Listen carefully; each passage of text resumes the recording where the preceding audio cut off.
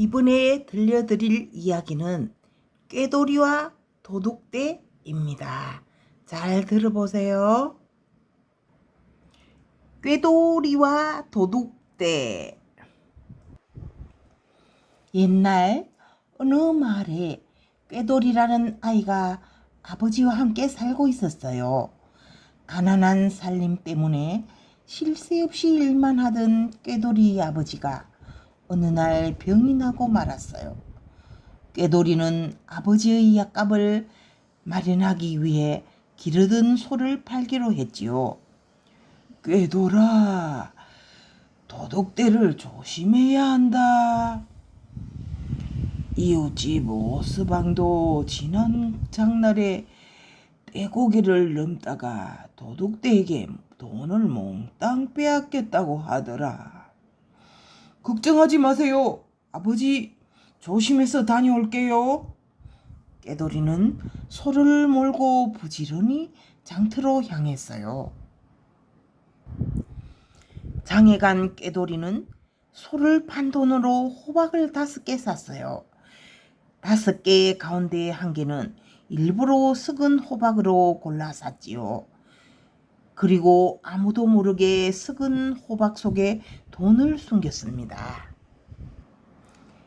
꾀돌이가 떼고기를 넣고 있을 때였어요. 갑자기 숲속에서 부스럭거리는 소리가 나더니 도둑대가 나타났어요. 꼬마야, 가진 것을 모두 내놓으라. 가진 것이라고는 호박 5개 뿐인걸요.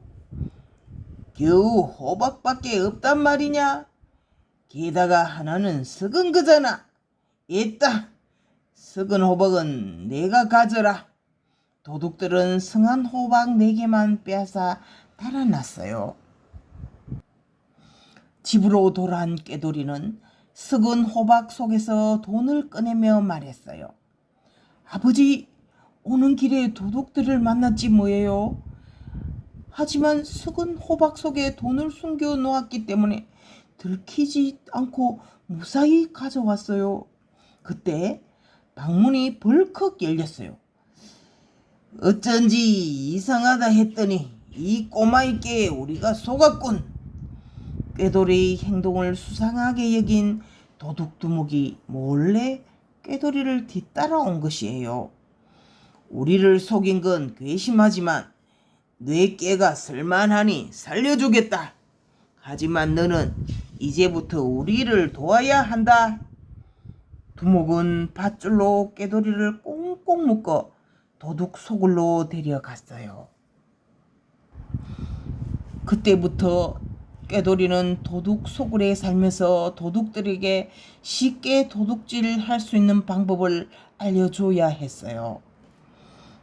꾀돌이 덕분에 도둑 소굴에는 도둑질해온 값진 물건들이 점점 쌓여갔지요.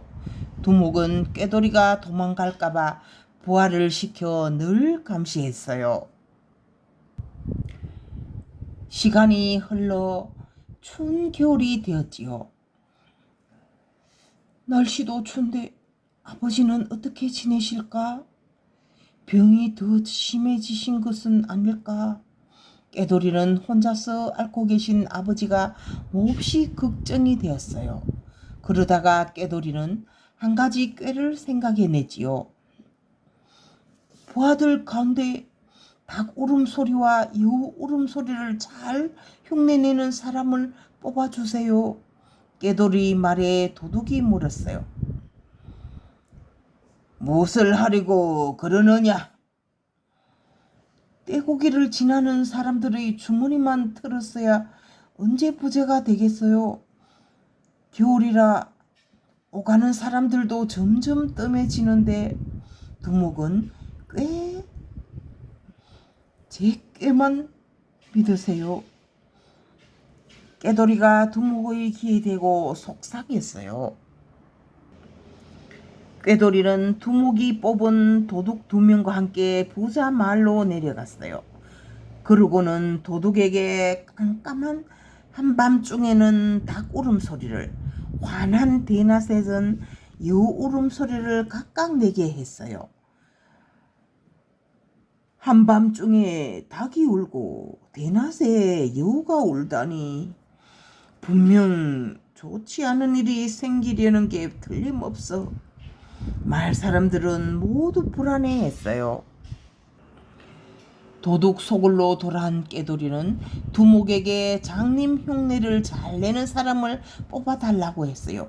그러고는 그 도둑에게 할 일을 설명해주고 마을로 내려보냈지요. 실례합니다. 나는 이웃마을에서 온 점장이라오. 혹시 어젯밤 이 마을에 닭이 울지 않았소? 말로 내려간 도둑은 장님 흉내를 내며 사람들에게 물었지요. 예, 그렇습니다. 대낮에 여우가 온 일은 없었소? 아이고, 어찌 그리 잘나십니까? 쪽집게 같으십니다. 그렇다면 마을 사람들을 모두 불러 모으시오. 내가 알려줄 것이 있어. 도둑의 말에 마을 사람들이 모두 모였어요. 이 마을에 나쁜 일이 생길 것이요. 그러니 하루 동안 모두 이웃마을로 피했으시오. 마을 사람들은 부랴부랴 이웃마을로 피했어요. 그 사이 도둑들은 부자 마을을 몽땅 틀었지요. 모두 내 덕분이다. 내가 우리 복덩이로구나. 두목은 그 뒤로 깨돌이를 무척 아끼고 믿게 되었어요. 며칠 뒤 깨돌이가 두목에게 말했어요.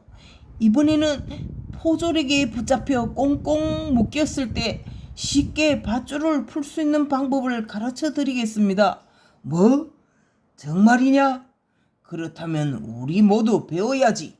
두목은 신이 나서 부하들을 모두 불러 모았어요. 자, 먼저 밧줄로 다른 사람을 나무에 꽁꽁 묶어 보세요. 아무도 풀지 못할 만큼 단단히 묶어야 해요. 도둑들은 차례대로 나무에 꽁꽁 묶였어요. 마지막으로 두목도 나무에 단단히 묶였지요. 이제 됐어요. 그럼 어떻게 하면 밧줄을 풀 수 있는지 다들 생각해 보고 계세요? 제가 곧 돌아와서 밧줄 푸는 법을 가르쳐 드릴 테니까요.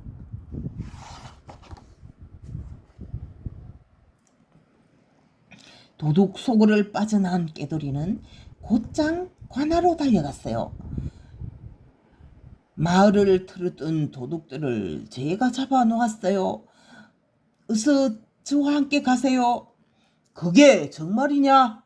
도둑들 때문에 밤잠을 설치던 원님은 꾀돌이 말에 귀가 솔깃했어요. 원님은 꾀돌이를 앞세우고 포졸들과 함께 도둑 소굴로 달려갔어요. 나무에 꽁꽁 묶여있던 도둑들은 꼼짝없이 잡히고 말았지요.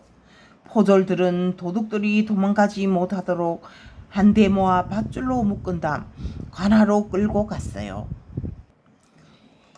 도둑대를 잡은 꾀돌이는 큰 상을 받고 집으로 돌아와 아버지의 병을 고쳐드렸어요.